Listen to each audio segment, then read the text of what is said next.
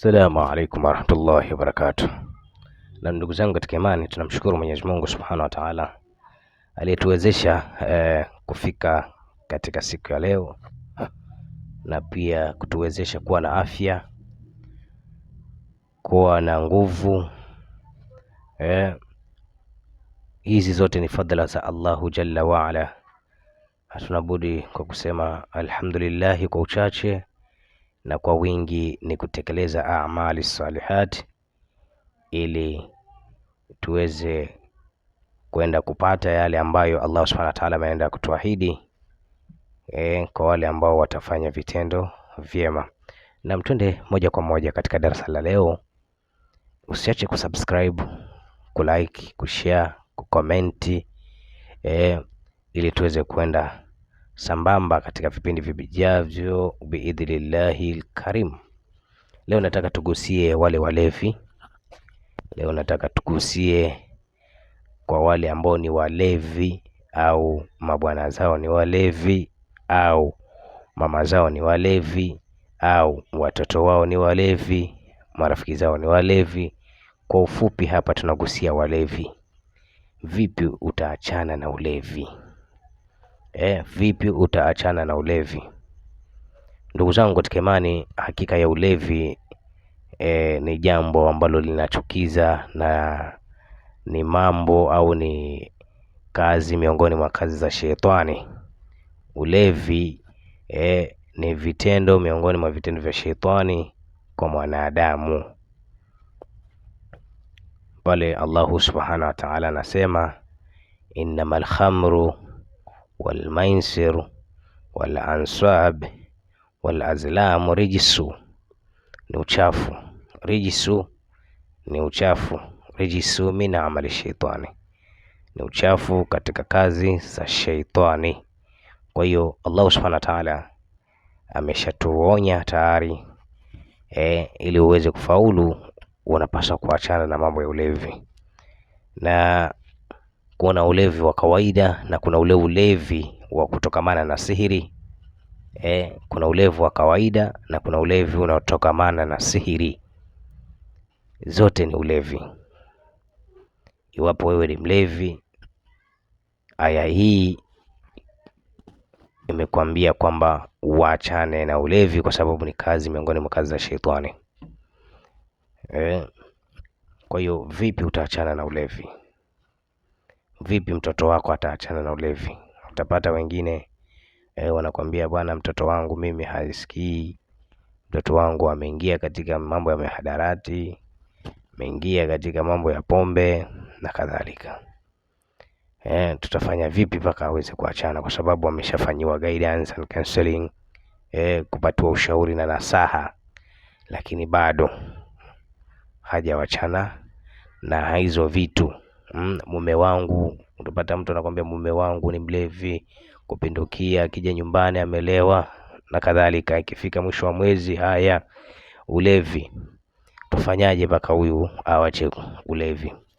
Tukumbuke ya kwamba Allah Subhanahu wa Ta'ala anasema Allahu la yughayyiru ma biqaumi hatta yughayyiru bi anfusihim, ili kuachana na pombe hatta yughayyiru bi anfusihim. Mpaka nafsi yako kwanza uitengeneze ili achane na hayo mambo, ndio Allah Subhanahu wa Ta'ala akupatie nguvu ya kuachana na hayo mambo. Allah Subhanahu wa Ta'ala ameshakuelekeza tayari kwamba haibadilishi nafsi ya mtu, ila mtu mwenyewe atake kubadilika. Ndio Allah Subhanahu wa Ta'ala anatia taufiki katika nafsi yako kwamba uweze kuongoka au kubadilika. Kuna wale sasa ambao wamefanywa sihiri, kwa sababu sihiri ni kifungo ambacho kwanza unafungwa akili, hata aje nani huwezi muelewa, huwezi msikiza, huwezi mfanya, yani huwezi ukakubaliana na yeye kwa yale ambayo anakushauri au anakuelekeza, kwa sababu kifungo kiko pale. Kwa sababu kuna tabia kwamba watu pale maskani, mtu anapenda sana maskani ama ulevi sana, ni kwamba kuna vitu vinachukuliwa katika mabaki yale ya ulevi, labda mabaki ya mgoka, mabaki ya pombe, na mabaki ya aina takataka zote zinazotokamana na ulevi, kisha zinafanywa sihiri, zinaambatanishwa na athari yako, yani nguo au nywele, kitu chochote chako kinaambatanishwa na vitu vile vya ulevi, kisha vinaenda vikafukiwe katika sehemu zenye ulevi. Wachawi wanaenda wanafukia pale.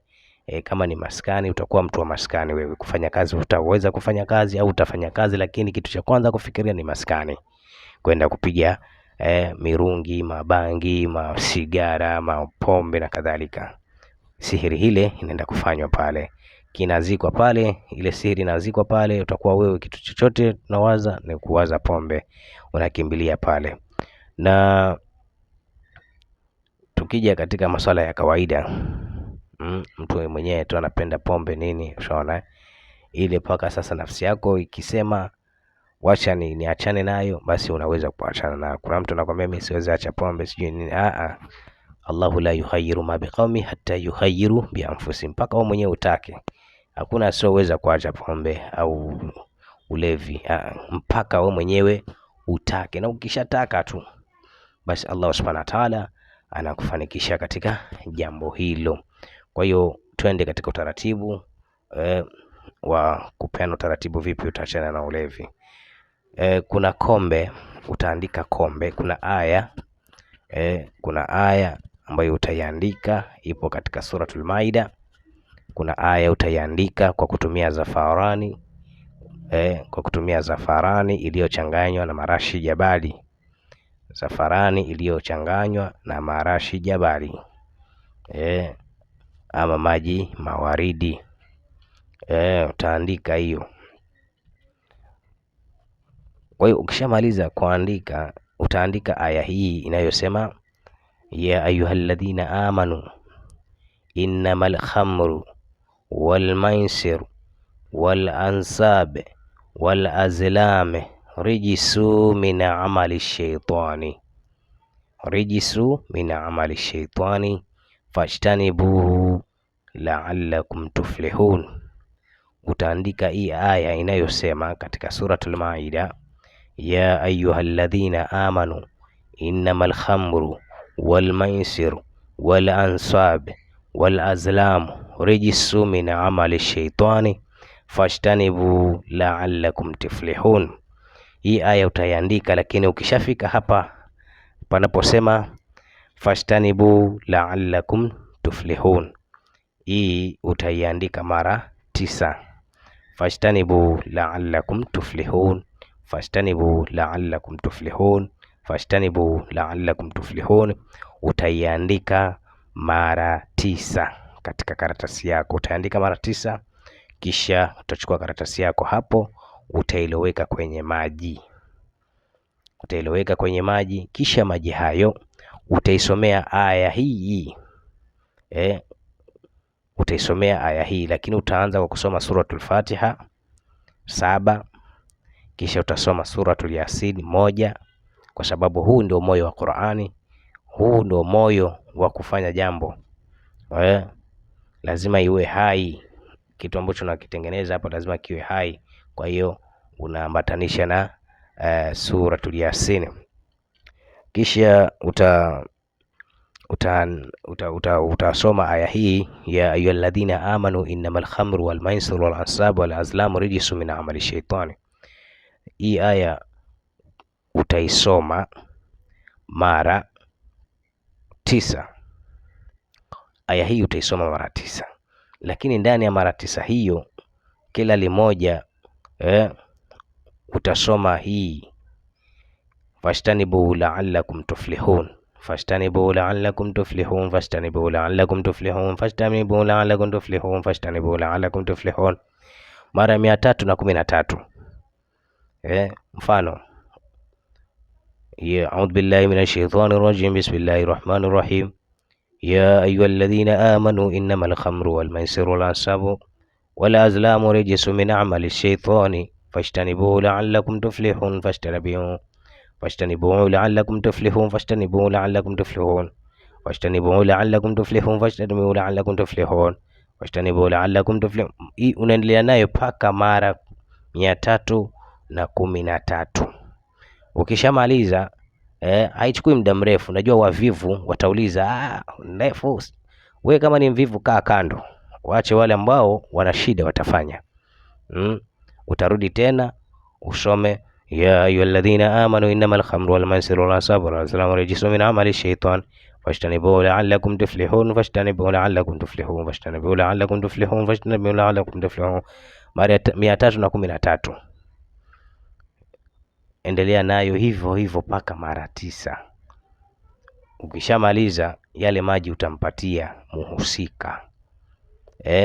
Mfano, unajua kuna wengine ni wabishani sana, ni washindani, ni wabishani, hawataki kutumia. We chukua hayo maji yaweke katika maji yale ya kunywa ya pamoja pale nyumbani yote. Yaweke kwenye ndoo, kwenye geleni, kwenye wapi. Najua atatoka tokako, lakini lazima atakunywa maji ya kunywa. Lazima atakunywa tu. Na atakunywa kwa uwezo wa Allah Subhanahu wa Ta'ala, atakunywa yale maji. Akishakunywa basi na imani kwa 100% kubwa, unachotakiwa ni kufanya kwa yakini. Unachotakiwa ni kutengeneza imani na yakini wakati unaandaa kombe hili au unapofanya dua hii. Unafanya dua hii kwa yakini na imani. Wale ambao watoto wao ni walevi, mabwana zao ni walevi, mababa zao ni walevi, wake zao ni walevi na kadhalika, wapatieni utaratibu huu, mafanyeni utaratibu huu, kisha wapatie maji wanywe. Hayo maji wapeni wanywe. Basi kwa uwezo wa Allah Subhanahu wa Ta'ala atafanya sahali yake, na madhila yale yataweza kuondoka biidhnil karim. Tunaendelea kukumbushana, usiache kusubscribe hapo, kushare, ili mwingine naye aweze kupata sadaka hii, ili aweze kusaidika kutokamana na yale ambayo anapitia pale nyumbani. Basi mpatie klipu hii ili aweze kujisaidia katika kuandaa dua hii na kombe hili, ila kuachisha mambo ya ulevi kwa idhini ya Allahu Subhanahu wa Ta'ala. Ni Ustadhi Wembe hapa, Ustadhi Wembe kutoka sehemu za Mombasa, Kenya huku, maeneo ya Likoni, Gambani Kawoshi. Basi kwa ushauri zaidi wa tiba hapo, tunaweza wasiliana kwa nambari ambazo ziko katika bio, au njoo moja kwa moja katika inbox.